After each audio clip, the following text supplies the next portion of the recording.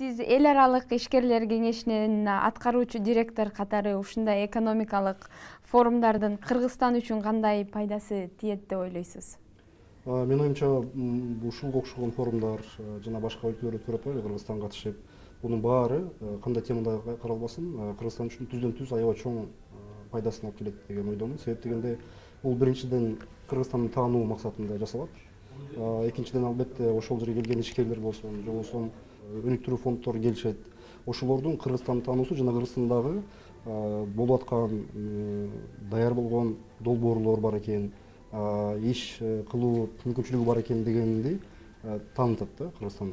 Анан албетте өзүбүзгө дагы биздин Кыргызстандан келген дагы бул жерге келген делегациялар болсун, өкүлдөрүбүз болсун келгендер көрүп, эл менен таанышып, Кыргызстан сыртында дагы башка өлкөлөрдө кандай иш алып барылат, экономикалык жагдай кандай, саясий жана башка жагдайлар кандай, бул нерсени дагы өз биздин кыргызстандык жарандар дагы келип, ишкерлер дагы келип көрүп кеткени аябай чоң пайданы алып келет деп ойлойм. Ушул форумда биз графалардан көрдүк. Европанын өнүктүрүү жана реконструкция банкынын Кыргызстандагы болгон долбоорлордун саны төмөндөп калыптыр. Ошол эмне себептен болду деп ойлойсуз? Мен ойлойм, бул биринчиден албетте ал Европалык өнүктүрүү банкынын өзүнүн чечими болушу да мүмкүн, же болбосо башка багыттарга карай кеткендигине байланыштуу болушу мүмкүн. Бирок мен жалпысын айтып кетер элем. Жалпысынан дүйнөдө донорлук жардам берүү, же болбосо ушундай эл аралык өнүктүрүү банктарынын өлкөлөргө түздөн түз акча салуу, же болбосо акча берүү негизинен акыркы 5-10 жылда басаңдап азая баштады да. Өзгөчө өткөнкү Давоста дагы болгон жыйында дагы көп эксперттер айтып өтүштү, басып белгилеп кетишти. Бунун себеби албетте жалпы экономикалык бул кризиске да байланыштуу. Баардык жерден акчалар келе бербей, мурдагыдай акча булагы да азайганга байланыштуу болушу мүмкүн. Жана албетте Кыргызстандын өзүнө тиешелүү дагы балким кээ бир долбоорлору өзүнүн максатына жетип, өзүнүн финалына жетип, бүтүп аткарылган болушу мүмкүн. Ошондуктан булар азайган болушу мүмкүн. Бирок мен ойлойм, азайган дегенде балким 2016-17 жылдарга жаңы план менен, жаңы стратегия менен да келиши мүмкүн. Бунун менин оюмча ошо Европа өнүктүрүү банкынын өзүнүн стратегиясын бир карап чыгып койгон оң болот. Донорлордон жардам азайып атат дедиңиз. Ошол кыргыз экономикасына кандай таасир кылат? Ачык айтканда, биздин Кыргызстандын экономикасы акыркы 25 жылда ошо донорлорго ишенип эле, эл аралык фонддорго ишенип эле жашаганыбыз туура эмес. Бул баштан бери биз айтып келе атабыз, азыр да айтып келебиз. Биз өзүбүздүн экономикабызды өзүбүз өнүктүрүп, өзүбүз ишкерлерге шарт түзүп берип, инвестицияны Кыргызстанга түздөн түз инвестиция келүүсүнө шарт түзүп берип, мей сайын бул донорлор менен иштешүү улана берет да. Бирок ошол азайып көбөйгөнү албетте азыркы кыска мөөнөттүн ичинде бизге таасирин тийгизет. Азайган сайын биз өзүбүз эле жакында көрүп атабыз. Кыргызстан акыркы 1 жыл 2 жылдан бери өзгөчө өзүңүздөр маалым болсо керек, Америка менен болгон келишимди дагы финансация кылгандан кийин Америкага тиешелүү USAID жана башка проекттер каржылоорун токтотуп коюшту. Жана азыр эле өзүңүз айтып кеттиңиз, Европалык банк развития реконструкция деп коебузбу, ошол дагы азайтып атат депчи, башкалар деле азайтып аткан болушу мүмкүн. Бул кыска мөөнөттүн ичинде албетте бизге бир аз оор келет. Биздин экономикадагы болуп аткан иш аракеттерди бир аз басаңдап калышы мүмкүн деген ойдомун. Бирок кайра эле айтып кетер элем, биз ошого карабастан өзүбүздүн күчүбүзгө ишенип, өзүбүздүн жеке кыргызстандык финанс булагын карап тапканга аракет кылышыбыз керек. Бажы биримдигине киргенден бери Кыргызстандын экономикасына бул кандай таасирин тийгизет? Кайра тарыхка тийип кетели. Акыркы 20-25 жылда биз бажы биримдиги жок эле. Кошуна өлкөлөрүбүз Казакстан жана ары Россия өлкөлөргө чейин биз жакшы эле карым катнашта болуп, жакшы эле экономикалык соода алыш беришибиз бар болчу. Бирок бажы биримдиге киргенибиз биздин сырткы соода тармагыбызды, сырткы соода алмашуубузду бир аз болсо дагы бир багыттап буруп койгондой болду да. Албетте бул жерде жакшы жагы бар. Бул бажы төлөмдөр алынганына байланыштуу. Кыргызстанда өндүрүлгөн продукциялар албетте эгер ошол бажы биримдигинин талаптарына жараша, шарттарына жараша, техникалык регламенттерине жараша сапатына жооп бере ала турган болсо, анда чынында ошо Россиядагы жана Казакстан дейли ошо 100 канча миллиондук базарга чыгуу, сатылуу мүмкүнчүлүгү бар да. Бирок ошол өлчөдө биз унутпайлы, биз башка дүйнөдөгү өлкөлөр менен дагы мамилебиз, ошо экономикалык карым катнашыбыз дагы бар. Алардан дагы биз товар алчубуз, бир сатчубуз. Ошол жактан бир аз балким биз кысылып калдык да. Ошол эле Кытайдан келген товарлар азыр эселеп кымбат боло баштады. Ошол эле биз Кыргызстанга курулуш тармагына тийиштүү айтып кетчү болсок, мисалы үчүн Туркиядан, Чыгыш Европадан көп курулуш материалын алып келчүбүз. Сапатына жараша албайт. Алып келгенде алын баары азыр баасы көтөрүлүп, биз кайра эле ошол өзүбүзгө керектүү, өзүбүздө өндүрүлбөй калган бирок өзүбүзгө керектүү материалдарды же болбосо өзүгө керектүү товарларды, буюмдарды биз аргасыз бажы биримдигине мүчө болгон өлкөлөрдөн алганга туура келип атат. Алар канчалык сапатына жооп берет, канчалык баасы жарайт, жарабайт, ал башка маселе. Жалпысынан ушул эки нерсе, бирок мен дагы айтып кетер элем, мисалы үчүн жеке орто жана чакан ишкерлерге, ошол соода сатык менен алек болгон, Дордой базарында иштеген же болбосо ошол кийим тигүү багытында иш алып барган биздин кээ бир ишкерлерибиз, кичи ишканалар тилекке каршы булар залакасын тартышты. Булар деген сата албай калды товарларды, өндүргөн товарлар сапатына жооп берген менен баасы туура келбей калды. Бул эмнеге байланыштуу болуп калды? Бул бир эле бажымдын биримдигине киргендиги эмес, ошондой эле Казак өлкөсүнүн жана Россиянын өлкөлөрүнүн улуттук валюталарынын девальвациясына байланыштуу болуп калды. Биздин кыргыздын товары кымбат болуп калды.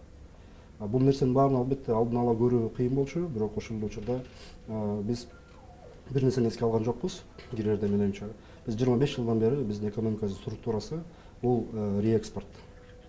Импорт жана андан ары Россия жана Казакстанга экспорттоо багытында иштеген экономикабыз болчу. Ошону биз 1 жыл, 2 жылдын ичинде зордоп эле силер өндүрүшкө өтүш керек деген эле бир багытка салып койдук да. Менимче бул жерде бир аз тереңирээк ойлонуп, алдын ала балким экономикалык саясатты жүргүзүп, алдын ала ишкерлер менен ишкерлерге шарт түзүп берип, ошол эле учурда финансы жана каржылоо булактарына жардам берип, экономиканын структурасын негизи алмаштырып, анан балким кирүү оң боло эле деп ойлойм. Сиз азыр айтып кеткендей, орто жана чакан бизнестерге жардам бериш үчүн экономиканы ар тараптуу кылыш керек турбайбы? Туура айтасыз. Себеп дегенде биз кайра эле кайталап кетчү болсом, тарыхка карап, акыркы 20-25 жылда биз реэкспорт, бир аз туризмге багытталганбыз, анан жана бир аз болсо дагы текстиль өндүрүү тармагына жардам берип, анан токен тармагы иштеп келген бүгүнгө чейинчи. Албетте 25 жылдык бул экономикалык структура бир күндө алмаша албайт да. Ошондуктан ишкерлерди дагы даярдап, экономиканы өзүн даярдап, мамлекетте өзү даяр болуп, шарттарды түзүү керек болчу. Эмне дегенде мен айтып кетейин, эмнеге кыйналып калды жана чакан жана орто ишкерлер деп коелу. Бул биринчи баасынан албетте ал валютага байланыштуу болду. Сапаты бизде жакшы, бирок бизде ошол бизде өндүргөн буюмдардын, товарлардын сертификациялоо проблемасы чыга баштады.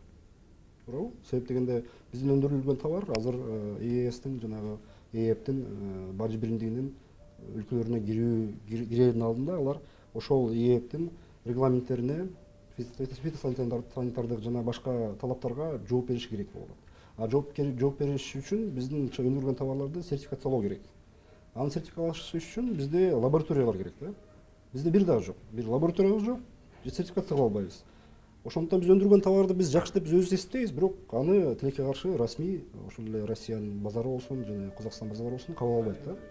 Бул жерде экинчи дагы бир фактор бар. Кандайча кыйналып калдык, эмне себептен биз өндүргөн товарды сатып албай атабыз? Бул жакынкы өлкөлөрүбүздүн, ошол эле Казакстандын жана Россиянын өз ички өлкөсүнүн экономикасын коргоодогу белгилүү бир ыкмаларды колдонуусу да болду да. Ачык айтыш керек, биз буну көрдүк. Бул өзгөчө биздин Кыргызстан менен Казакстандын ортосунда бажыда көрдүк. Бажыны алганы менен Казакстан тараптан жергиликтүү фитосанитардык кызматтар жана финансылык полициясы болсун, жана башка жергиликтүү өзүнө тиешелүү мыйзамдарга таянып, биздин товарларды токтотуп, өткөрбөй, текшерип, бул тилекке каршы ЕЭПтин алкагындагы кол коюлган келишимдерге көрсөтүлбөгөн ыкмалар да.